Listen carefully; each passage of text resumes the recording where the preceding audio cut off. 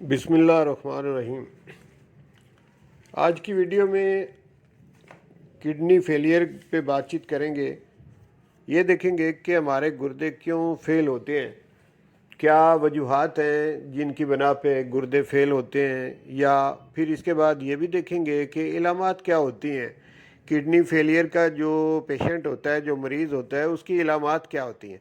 پھر اس کے بعد تیسرے مرحلے میں ہومیوپیتھک ادویات میں آپ کو بتاؤں گا کہ کون سی کارآمد ادویات ہیں ہومیوپیتھک شعبہ میں، جس سے کہ کڈنی فیلئر کے جو پیشنٹ ہیں ان کو ڈائلیسس کے بغیر اور ٹرانسپلانٹ کے بغیر ٹھیک کیا جا سکتا ہے۔ تو آئیے پہلے حصے کی طرف بڑھتے ہیں۔ پہلے یہ دیکھتے ہیں کہ اس کے اسباب کیا ہوتے ہیں، کہ کیوں ہمارے کڈنی جو ہیں وہ فیل ہوتے ہیں، وجوہات بڑی بڑی یا اس کے اسباب کیا ہیں۔ تو ناظرین، سب سے پہلے تو دو سب سے بڑی وجوہات ہیں جو میں آپ کے سامنے رکھتا ہوں۔ کہ ایک بڑی وجہ یہ کہ ایسے لوگ جن کو بلڈ پریشر کی بیماری کافی عرصہ سے چلی آ رہی ہو اور اس کا کوئی پراپر ٹریٹمنٹ نہ ہو، تو اس کی وجہ سے بھی کڈنی جو ہیں وہ فیل ہو سکتے ہیں۔ اور دوسری بڑی وجہ یہ ہے کہ ڈائبٹیز ہو، یعنی شوگر ہو۔ تو یہ دو بڑی وجوہات ہیں، ایک بلڈ پریشر کا ہائی رہنا کافی عرصہ سے، اور دوسرا شوگر میں مبتلا رہنا، یعنی ڈائبیٹک جو پیشنٹ ہیں۔ اس کے علاوہ یہ کہ جو ہارٹ پیشنٹ ہیں، جن کو ہارٹ کے امراض رہتے ہیں، ان کو بھی یہ رسک رہتا ہے کڈنی فیلئر کا۔ اور چوتھی وجہ یہ کہ جن کو لیور ڈیزیز جن کو ہوتی ہیں، جیسے ہیپاٹائٹس بی یا ہیپاٹائٹس سی، جگر کے امراض جن کو ہوتے ہیں۔ تو یہ چار اس کی بڑی وجوہات ہیں۔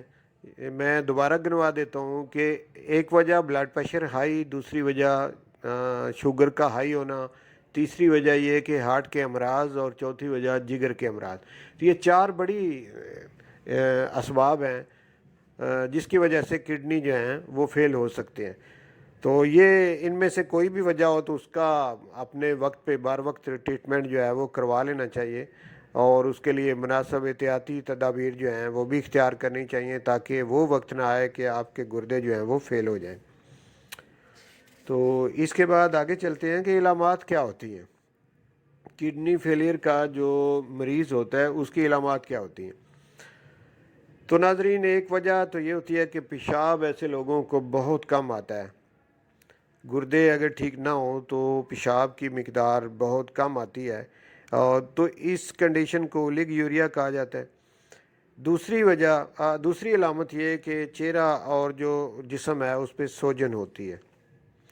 یہ دوسری بڑی علامت ہوتی ہے جس سے کہ اندازہ لگایا جاتا ہے کہ گردوں میں کوئی نہ کوئی ڈیفیکٹ ہے۔ اس کے بعد سانس میں دقت ہوتی ہے، سانس لینے میں دقت ہوتی ہے، جس کو کہ ڈسنیا بھی کہا جاتا ہے۔ اس کے بعد یہ کہ بھوک کم ہو جاتی ہے، پیشنٹ جو ہوتا ہے اس کو بھوک نہیں لگتی۔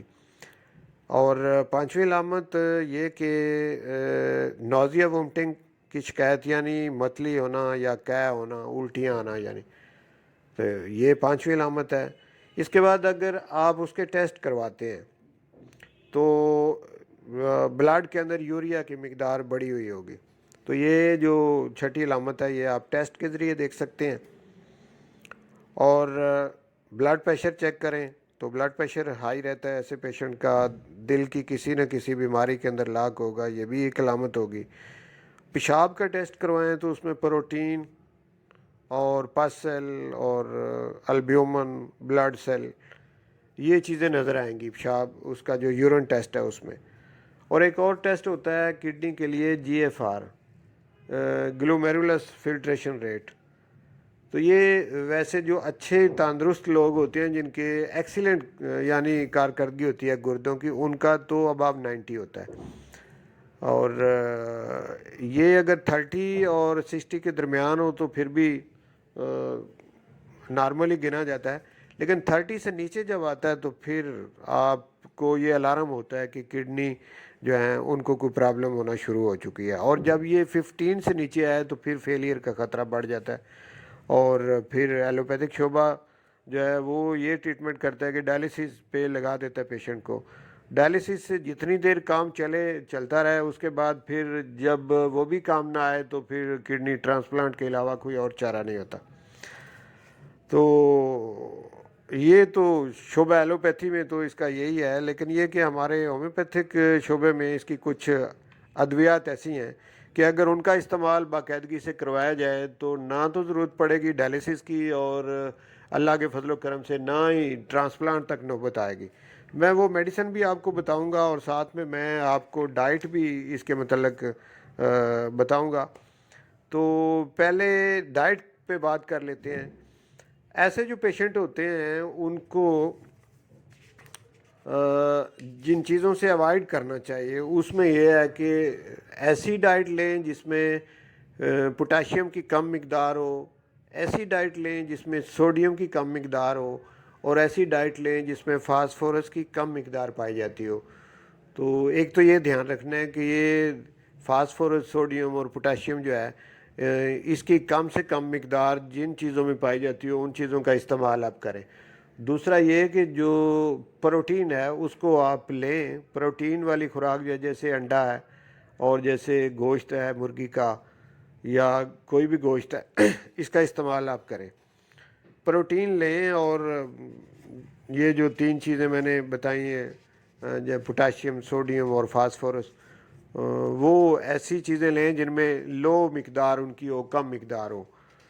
तो एक ये करें। अंडे की जो सफ़ेदी है वो इस सिलसिले में बड़ी कारआमद है, उसका इस्तेमाल आप करें।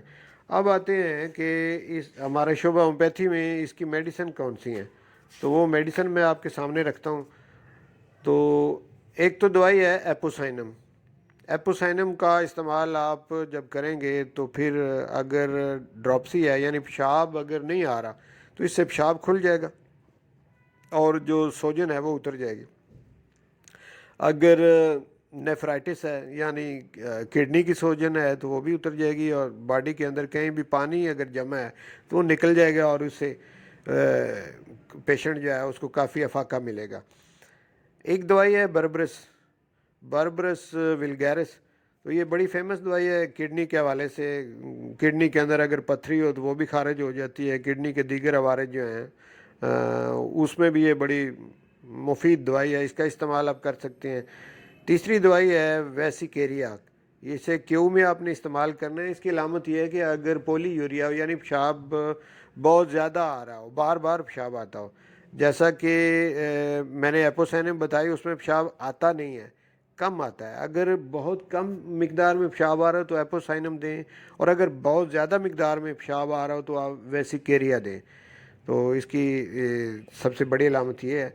इसके अलावा एपीजिया क्यू में, हाइड्रेंजिया क्यू में, सारसप्रीला क्यू में, प्रेरा ब्रेरा क्यू और आर्टिकेरिया क्यू, ये 5 दवाइयाँ और भी हैं। तो इस तरह ये 8 दवाइयाँ हैं। अगर आप इन दवाइयों को अकॉर्डिंग टू सिम्टम इस्तेमाल करेंगे यानी जो पेशेंट है उसकी इलामात को देखते हुए दवाई की सिलेक्शन करेंगे तो इंतहाई मुफीद होंगी। और जो पेशेंट इस हद तक चला गया है कि एलोपैथिक डॉक्टर ने उसको किडनी ट्रांसप्लांट करवाने का कह दिया है, वो पेशेंट जो हैं वो भी इन दवाइयों से ठीक हो जाते हैं और नॉर्मल ज़िंदगी गुजारना शुरू करते हैं, और उनके जो गुर्दे हैं वो वापस दोबारा तंदुरुस्ती की तरफ आ जाते हैं। इन दवाइयों का इस्तेमाल मैंने खुद अपने क्लिनिक पे किया और बड़े शानदार रिज़ल्ट मैंने देखे हैं।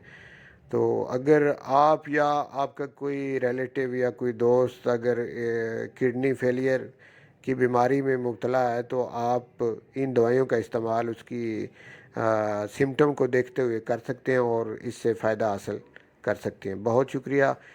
इंशाल्लाह इसी तरह की और वीडियो इन्फॉर्मेटिव लेकर आपकी खिदमत में दोबारा हाज़िर होता रहूँगा। उस वक्त तक के लिए इजाज़त चाहता हूँ। बहुत शुक्रिया।